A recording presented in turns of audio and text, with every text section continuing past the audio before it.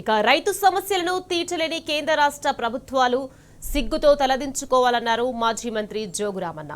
రైతు సమస్యలపై BRS party శాంతియుతంగా చేపట్టిన బంద్ను పోలీసులతో అడ్డుకోవాలని రాష్ట్ర ప్రభుత్వం ప్రయత్నించడం సిగ్గుచేటన్నారు. సోయా, పత్తి పంటలు కొనుగోలు చేస్తారా లేదా స్పష్టం చేయాలన్నారు. ఇక యూరియా యాప్ను ఎత్తివేస్తారా లేదా అని నిలదీశారు. ఈసారైనా రైతు బంధు వేస్తారా లేదా అని రేవంత్ రెడ్డిని ప్రశ్నించారు జోగురామన్న. రైతాంగ సమస్యలపై బీఆర్ఎస్ పార్టీ ఆధ్వర్యంలో ఈరోజు తలపెట్టిన ఆదిలాబాద్ పట్టణ బంద్ ప్రశాంతంగా కొనసాగుతుంది. గత 5 రోజులుగా కూడా బీఆర్ఎస్ పార్టీ ఆధ్వర్యంలో జిల్లాలో చేపట్టిన నిరసన కార్యక్రమాలతో జిల్లా దద్దరిల్లింది.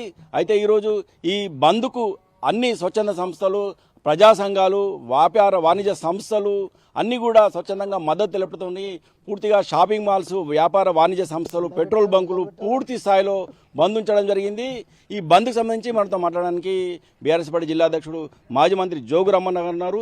సార్, ఈ బంద్ను అంటే ప్రజా సమస్యలను, రైతు సమస్యలను పరిష్కరించిన ప్రభుత్వము పోలీసులతో అణిచివేసే ప్రయత్నం చేస్తున్నది. ఉదయం కూడా మీరు డిపో ఎదుట బైఠాయించిన సమయంలో పోలీసుతో బలవంతంగా అక్రమ అరెస్ట్ చేయడం జరిగింది. ఈ ప్రభుత్వ తీరును ఏ విధంగా అర్థం చేసుకోవచ్చు? ముందైతే ఈ బంద్కు సహకరించినటువంటి ప్రతి ఒక్కరికి ప్రత్యేకంగా వారికి పేరు పేరున ధన్యవాదాలు తెలియజేస్తున్నాం. ఈ ప్రభుత్వాల యొక్క వ్యవహారం ఎట్టుందంటే ప్రజాస్వామ్యయుతంగా ఈ దేశంలో, ఈ రాష్ట్రంలో ఎక్కడైనా ఏ సమాజానికైనా, ఏ సొసైటీకైనా, ఏ వర్గానికైనా అన్యాయం జరిగితే నిరసన చెప్పే హక్కు ఈ డెమోక్రసీలో ఉంది.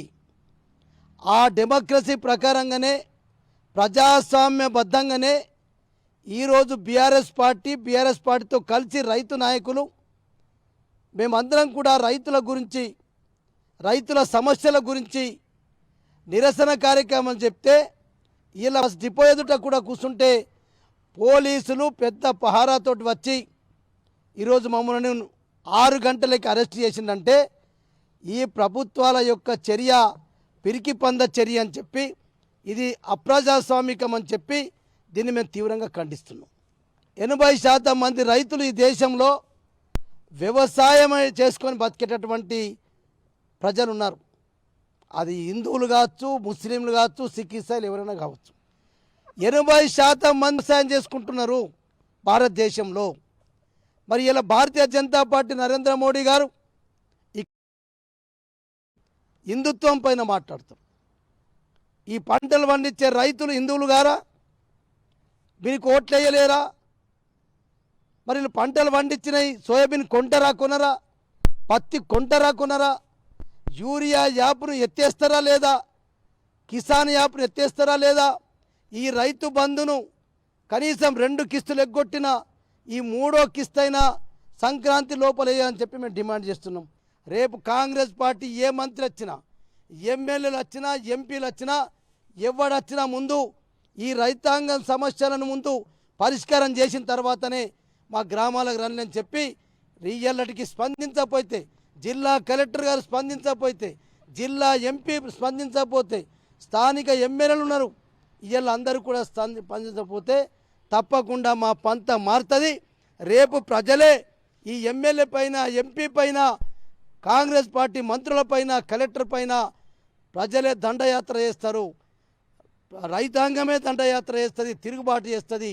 ఖబర్దార్ అని చెప్తున్నాం. ఇవాళ మా అరెస్టులు ఇటువంటి 100 అరెస్టులైనా, కేసులైనా పర్వాలేదు. అప్రజాస్వామికంగా మీరు పోలీసులను పెట్టి పోలీసులతోటి అణిచివేస్తామంటే మీ పోలీసు బలగాలు ఎందరు పెట్టినా, మీ పోలీసు వాళ్ళు ఎందరు వచ్చినా ఇలా బీఆర్ఎస్ పార్టీ రైతులకు సపోర్ట్ ఉంటుంది. రైతులకు అండగా ఉంటాం, రైతుల కొరకు కొట్లాడతాం. రైతుల సమస్యలు పరిష్కరించేంత వరకు బీఆర్ఎస్ పార్టీ పోరాటం ఆగదు. కేసీఆర్ నాయకత్వంలోనే మా పోరాటాలు కొనసాగుతాయని చెప్పి కేంద్రానికి, రాష్ట్రానికి హెచ్చరిక చేస్తా ఉన్నాం. ఇప్పటికి కూడా గత 5 రోజుల్లో కూడా నిరసన కార్యక్రమం అవుతున్నాను. నేను కలెక్టర్కు వినతి పత్రం ఇచ్చినప్పటికి కూడా ఇప్పటికి కూడా మార్కెట్లో, ఆదిలాబాద్ మార్కెట్లో సోయా కొనుగోలు చేయడం లేదు. దీన్ని ఏ విధంగా అర్థం చేసుకోవచ్చు? ఒక ఐఏఎస్ ఆఫీసరు, ఒక సీనియర్ మోస్ట్ అధికారి, జిల్లా మెజిస్ట్రేట్, ఆ కలెక్టర్ వేసినటువంటి కమిటీ దిక్కులేదు. కలెక్టర్ వేసినటువంటి కమిటీ ద్వారా ఇయ్యాల 2500 కుంటాళ్ళ సోయాబీను తిరిగి వాపసు వచ్చేసింది కొన్న తర్వాత. ఇది భారతదేశ చరిత్రలో రైతులను పండించిన పంటను కొనుగోలు చేసిన తర్వాత ఆల్రెడీ గోడామ్స్కు పోయిన తర్వాత తిరిగి వచ్చినాయంటే ఇక్కడ ఉన్నటువంటి ఎమ్మెల్యే, ఇక్కడ ఉన్నటువంటి ఎంపీ, ఇక్కడ ఉన్నటువంటి జిల్లా ఇన్ఛార్జ్ మంత్రి సిగ్గుతో తల వంచుకోవాలా. అదే చెప్తున్నాం. ఇలా ఇప్పటికైనా స్పందించండి.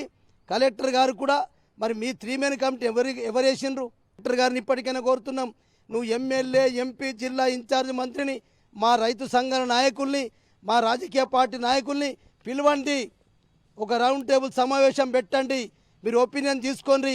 ఇది ఏం భారతదేశంలో కొత్తగానా? రైతులు సోయాబీన్ కొత్త పండిస్తున్నారా? రైతులు పత్తి కొత్త పండిస్తున్నారా? ఎప్పుడన్నా ఈ సమస్యలు వచ్చినాయా? రైతు పండించిన పంటని కొనుగోలు చేయకుండా ఇయ్యలేదో కేంద్రము రాష్ట్రము మొండి వైఖరితోటి ప్రభుత్వాలు ఉన్నాయి కాబట్టి వాళ్ళని గద్దెదించుడా, లేకుంటే ఎమ్మెల్యే, ఎంపీ రాజీనామా చేస్తారా, లేకుంటే కొనిపిస్తారా? మీ మీన్నే పెడుతున్నాం. లేకపోతే రేపటి నుంచి తీవ్ర పరిణామాలు ఎదుర్కోవాల్సి వస్తుంది కేంద్రము రాష్ట్రం అని చెప్పి హెచ్చరిక చేస్తాం. మొత్తానికి ఇప్పటికైనా కేంద్ర రాష్ట్ర ప్రభుత్వం దిగి వచ్చి సోయా పండిస్తున్న రైతులకు, సోయా పంట పండించిన రైతులకు న్యాయం జరిగే వరకు తమ పోరాటం కొనసాగుతుందని ఇప్పటికైనా కేంద్ర రాష్ట్ర ప్రభుత్వాలు దిగి వచ్చి ఖచ్చితంగా ఈ సోయా పంటను కొనుగోలు చేయని పక్షంలో తమ ఉద్యమం అంతా మరింత తీవ్రతరంగా మారుతుందని స్థానికంగా ఉన్న ఎంపీ, ఎమ్మెల్యే, జిల్లా కలెక్టర్లపై తీవ్రంగా జోగురామన్ ఆగ్రహం వ్యక్తం చేయడం జరిగింది. పవన్తో రాజు, టీ న్యూస్, ఆదిలాబాద్ నుంచి.